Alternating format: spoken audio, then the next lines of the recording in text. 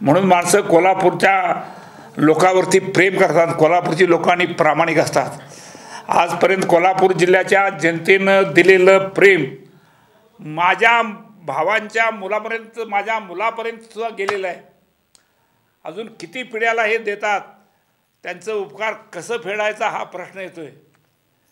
जिल्ह्यामध्ये खूप राजकारणाचं वजाबाकी होत असते, पण ती वजाबाकी मी राजकारणासाठी मी कोल्हापूर जिल्ह्यामध्ये कधी राजकारण केलंच नाही, राजकारण म्हणून केलेलं नाही।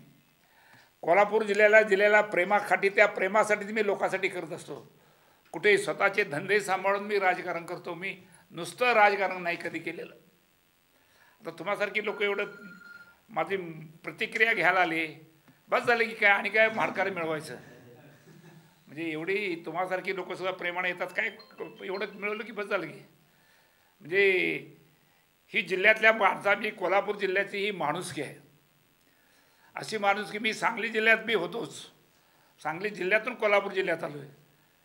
आता काय ही एक पिढी सगळी आता संपूर्ण सगळी पिढी, आज काल 10 दिवस झाले, 12 दिवस झाले, संपूर्ण आमच्या घरातली 22च्या 22 मुलं, भावांची पुरं सगळी मुंबईत आहेत।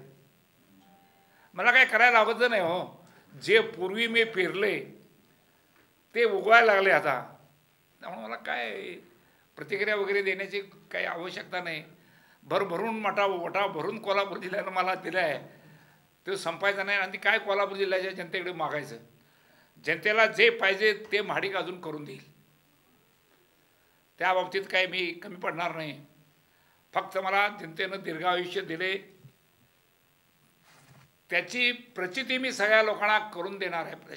ज्याला ज्याला काय लागेल त्या माझ्या इथं येणारा माणूस कोणी खाली हात करून परत जात नाही, प्रत्येकाला मी मदत करतो।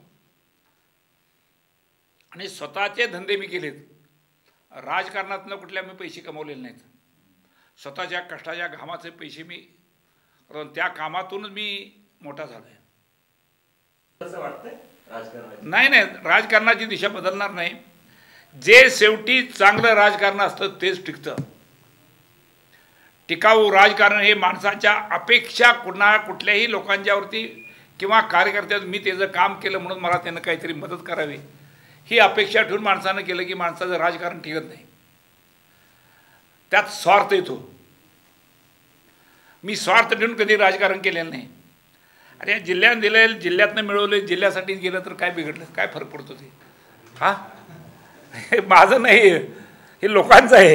हे म्हणून माणूस जगला तर माणूस फार मोठा होतो। एकटा माणूस मी, ही नंतर आता ही फॅमिली सगळी मोठी झाली, इथं आली, एकट्या माणसानं जिल्ह्यावर राजकारण करतो मी। निस्वार्थी भावनेने जे काही राजकारण, हां, निस्वार्थी भावनेने जे काही केलं त्याच्यामुळे पुढे सुद्धा त्याच पद्धतीने नाही, राजकारण मी विश्वासानं करतो। कुणी मला मदत करू न करू आणि कुणी मला काय म्हणू काय न म्हणू त्याचं मी विचार करत नाही। त्याचा त्याच माणसाला पश्चात म्हणून परत माणूस दुरुस्त होत असतो या, असं काही नसतं राजकारणातलं। आणि राजकारण हे चांगल्यासाठी केलं तर राजकारण टिकाव, मला त्यामुळे मी चांगल्यासाठी राजकारण करतो। ते माझं राजकारण हे लाईफ लॉंग आहे, टिकाव आहे। आता उद्या मुन्नाचं मिरवणूक निघणार आहे, उद्या सकाळी मिरवणूक आहे, ते उद्या मिरवणुकीतनं तुम्हाला सगळं दिसेल। मी तिथं जाण्यासुद्धा आवश्यक नाही, पण माणसाची खूप गर्दी होणार। माडी कुटुंबीय संकटात आहे, अनेक नाही, जिंकणं आणि हारणं यावरती माड कुटुंबाचं संकट नाही। जो ज्या वेळेला तो संकट आणेल त्यावेळेला माडिक संकटात येईल, तोपर्यंत माडकाला कोणी संकटात आणण्याचं काम नाही। माझं नाव महादेव आहे, नावच परमेश्वरानं असं मला आई वडिलांनी ठेवले, त्या नावाला कोण धक्का पोचवू शकत नाही। फिरून राजकारण बघितलं नाही तुम्ही, आता कालचं काय होतं आज काय होतं, असं असतं ते। त्यामुळे पृथ्वी गोल आहे हो। जे माणसानं स्वतःची नीतिमत्ता माणसाची चांगली असेल तर आपण सगळ्या गोष्टी चांगल्या होत असतात। आणि परमेश्वरानं आता पोटापुरतं खूप दिले, धनंजय माडकाला हे पाहिजे ते पाहिजे असलं काय भानगड नाही। कारखाना हे आहे, बाकीचे धंदे आहे, सगळे चांगले आहेत, चांगलं केले, पोरं काम चांगले करतात। मी 3 कारखाने, हा कारखाना एक आहे बेडक्याचा कारखाना आहे मोठा आहे 15,000चा आहे, नागपूरचा कारखाना आहे, आणि काय पाहिजे, किती पाहिजे, एक माणसाला मला लागतं किती खायला, हे मला जरुरीपेक्षा सुद्धा मला परमेश्वराने जादा दिले. मग हे असंच एक होत असतं. त्यामुळं माझी झोळी कधी परमेश्वरानं खाली केलेली नाही, म्हणून मी ती सगळ्यांनाच जसं वेळ येईल तसं मी वागत असतो, करत असतो, देत असतो. कोणाला विचारा माझ्या दारातनं माणूस परत गेला आहे काय, कुठल्याही माणसाला विचारा, कारण त्यानंच मला दिले होय, त्याचंच त्याला मी परत देतो. मी तर काही मेहरबानी करतो का, हा प्रश्न येतो ना शेवटी. म्हणून या जिल्ह्याला 10 वेळा नव्हे लाख वेळा नमस्कार केला तरी त्याचे पाय धरले तरी त्याची परत फिटणार नाही. म्हणून जिल्ह्याच्या रणामध्ये महाडिक कायमच असणार आहे, तर रण फिरत राहील. जमिनीवर पाय ठेवून आतापर्यंत राजकारण केलं, त्याच्यामुळेच महाडिक कुटुंबीय एक मजबूत आहे. जमिनीवर पाय ठेवूनच महाडिक वागला, म्हणूनच हे महाडिक कुटुंब एवढं मजबूत आणि ताकदवाला राहिले.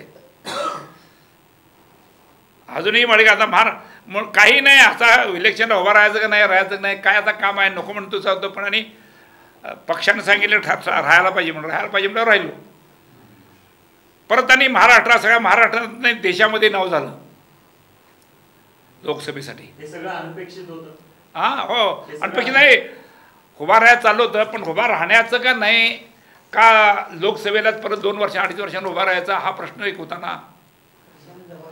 मग तर ते वर्ण पक्षाने सांगितलं, मला ते म्हटलं माझ्याकडे आले, मग सांगितलं असं म्हणतात काय होईल ते म्हटलं रंगीत आले, काय होतं आपल्याला काय लढायची सवय आपल्याला, अशी काय, त्यामुळे भिण्याचं काही काम नाही आपल्याला. पण आता लोकसभेला मग उमेदवार कोल्हापूर तगडा कोण, अरे किती कोल्हापूर जिल्ह्याची लोकसंख्या किती आहे, 15 लाख 14 लाख 12 लाख वाढत्या प्रत्येक वर्षाला. एवढी लोकसंख्या 12-15 लाख असताना काय व्हायचं काय काम आहे. शिकार लोक तुम्ही राहिला तर काय वाईट आहे, आम्ही आहोतच मतदान करायला. आमचा आशीर्वाद आहे हो. अहो मला एवढी झोळी भरून दिल्या, झोळीतलं कुणाला तरी देणार, ते झोळी फाटेल. एका माणसानं देण्यावर घेण्यावर असते. काय सल्ला देणार? नाही, मी कुणालाही सल्ला द्यायला जाणार नाही. मी कुणाला माझा सल्ला देणे म्हणजे फुकट सल्ला कशासाठी द्यायचा, तो विचारायला आला तर मी सांगेन, पण जोपर्यंत माझ्याकडे येत नाही तोपर्यंत मी सांगत नाही.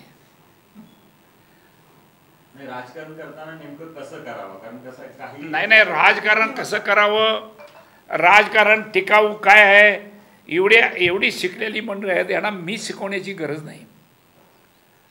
प्रत्येक माणूस हा राजकारणात जातो, तो त्या पद्धतीने चांगल्या पद्धतीने वागला तर राजकारणात टिकू शकतो. नाहीतर एक दिवशी ज्या वेळेला अशी लक्ष्मण रेषा की ते लक्ष्मण रेषेच्या पुढे पाऊल टाकला की ती संपलं, जशी सीतामाई गेली तसं होणार, अशी परिस्थिती आहे. त्यामुळं माणसानं कुठेतरी एक लक्ष्मण रेषा मारायलाच पाहिजे, नाही तर हे चालत नाही.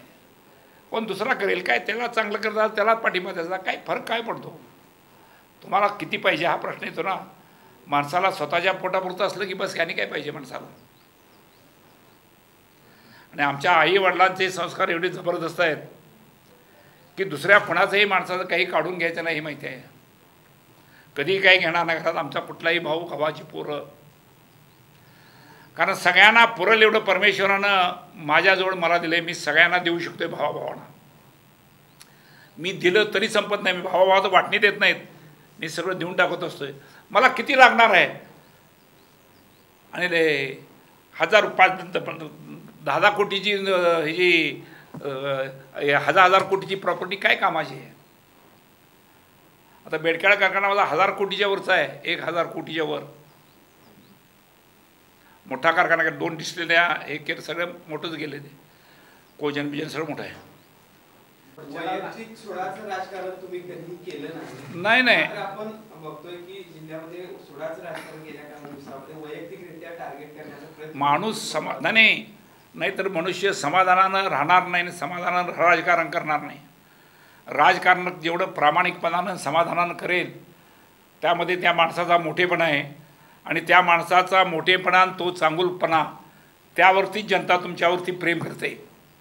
आज माझ्या माणसं पण मी कुठेही उभा राहिलो तर 5-10 गाड्या उभा राहतात, माणसं मला विचारायला उभा राहतात, काय माडीसाहेब काय काम आहे, काय अडचण आहे, काय उभा राहतात हा प्रश्न आहे ना शेवटी. जे सगळी शेवटी आपण कसं राहतो त्याच्यावरती बाकीच्या सगळ्या गोष्टी अवलंबून असतात. आणि ते घरातले संस्कार आमचे फार मोठे झालेत लहानपणापासून सांगून ग्रामीण भागात राहणारा माणूस शेतकरी, शेतीसुद्धा आमची मूळची मोठी 100 एकर शेकर मूळची, आता हजारो एकर शेती झाल्या, हजारो एकर. पंढरपुरात तरी 1000 एकर ऊस आहे.